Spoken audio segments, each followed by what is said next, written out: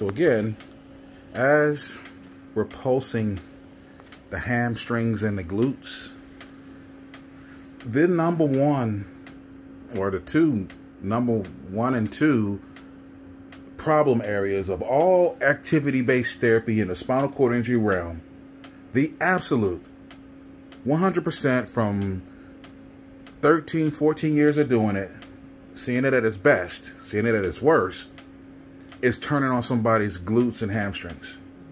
Because the glutes, all three pairs, need to drive your hips forward. Then you got the deep six under the three pairs that rotate, externally rotate the femur. Because what you have happen is a person's femur internally rotates and it causes them to walk knock-kneed or walk with, again, dysfunction in their gait pattern. So using the pulse, I'm pulsing the glutes. It's hitting the sciatic nerve, which again is making the calves, and even Achilles is popping like a guitar string down there. Okay, so Achilles is getting, that means soleus is getting, that means gastrocnemius is getting it. So with the pulse, I'm now exercising without electrical stimulation. So I've had times where I've worked on a woman. It's like, I don't want you putting pads on my glutes. I don't want you to see my underwear. I don't want you seeing my butt, blah, blah, blah, or whatever. But okay, even times where I had ones that I don't even want a female seeing. Okay, well, we can't do our job if you're not going to let me, but I get where you're coming from. So again, I have to respect their wishes. Now, non-invasively, I can exercise a person's glutes passively. Each one of those pops is a contraction. All the way down. The calves are getting it, the hamstrings are getting it.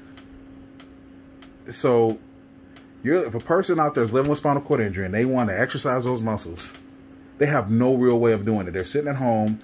The exercise physiologists at all the different places, like the Next Steps and the Beyond the Chair, and all my colleagues, all my people who are my friends and very well respected individuals, slap alternating current electrical E-stim on there, try to exercise those muscles, when all I have to do is sit here is pulse them. And so again, now she's not like taking steps with it, so yeah, there'd be that, and that's where the E-stim could perfect. But if you look at anybody body weight support treadmill ambulation, they don't have E-stim attached to their body when they're doing it. So it's not, that's again, and we had the RT 600 at Next Step, or before that, Project Walk Atlanta, and its efficacy was disproven because even in a gait training elliptical that was weight bearing to some degree, with the E-stim helping produce that weight bearing, the person can't think about contracting their hamstrings while keeping their glutes pressed forward, while at the same time focus on any of the other 6 muscles on either side of the body that we were trying to run.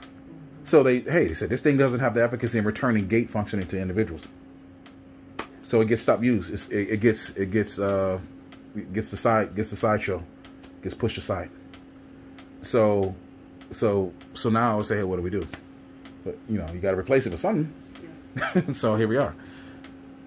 So here in my office, he's getting that pulse. Pulsing.